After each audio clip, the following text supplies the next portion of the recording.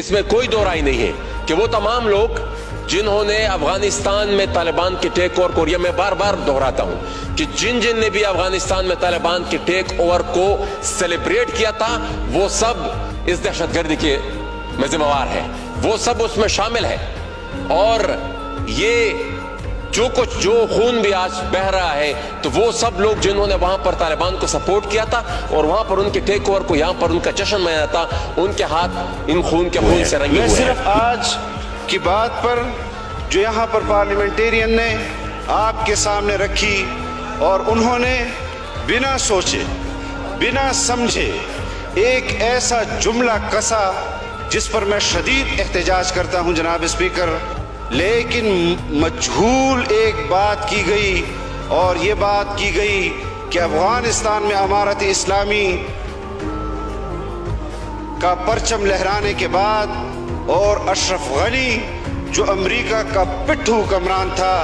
उसके जाने पर जो यहाँ अफसोस का इजहार किया गया और अमारत इस्लामी के हवाले से कहा गया कि उनके आ जाने के बाद पाकिस्तान में जो कुछ हो रहा है, इसमें उस पर जश्न मनाने वालों पर भी, कि जो अमारत इस्लामी के आने के बाद जश्न मना रहे थे, उनके हाथ भी खून से रंगे हैं। आप मुझे बताएं कि जब अमारत इस्लामी अफगानिस्तान में बरसरे इक़्तिदार नहीं आई थी, जब वो फातिह नहीं थे, उससे पहले के जो वाक़यात हैं, उसका खून फिर हम किसके हाथ पर तलाश करें। हम ऑपरेशंस की मुखालफत कर रहे थे यहाँ पर, जब हम ऑपरेशंस की मुखालफत कर रहे थे कबाइल के अंदर,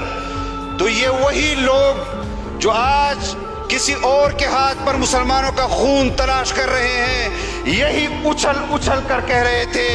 कि पाकिस्तान में फौज ऑपरेशन कबाइल में क्यों नहीं कर रही,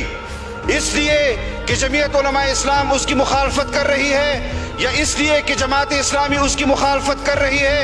एक तरफ तो आप फौज के ऑपरेशंस को दावत दे रहे थे और आप उनको इस लिहाज से दावत दे रहे थे कि कबाइल मजहब की वजह से या मजहबी लोगों की वजह से इस खलफिशार का शिकार हैं, और फिर जब फौज ने वहां पर ऑपरेशन किए और तुम्हारी ख्वाहिश के मुताबिक किए, तो तुमने अपने पश्तून हुकूक के हवाले से तंजीम बनाई, पूरे मुल्क के अंदर गालियां दी